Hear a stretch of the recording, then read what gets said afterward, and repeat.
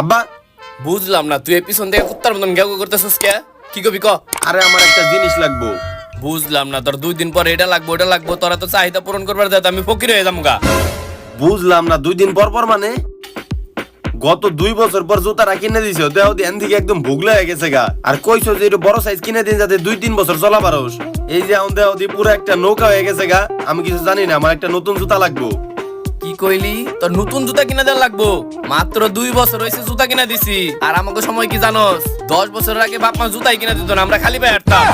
আমি এত কিছু জানি না, এই আদিম যুগের কথা কয়ে কোনো লাভ নাই। আমি 2024 সালে বড় হয়েছি আর আমি কিছু জানি না। আমি এক জুতা 2 বছর পরা পারুম না, আমার নতুন জুতা কিনেই দেওয়া লাগবো। তোরে জুতা কিনা দিয়ে পারি, কিন্তু আমার একটা শর্ত আছে।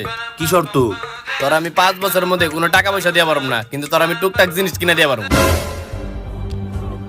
এমনি যে কিপটে বাপ, এইভাবে আমি 5 বছর কে যদি 10 বছরও থাকি তাও আমার কোনো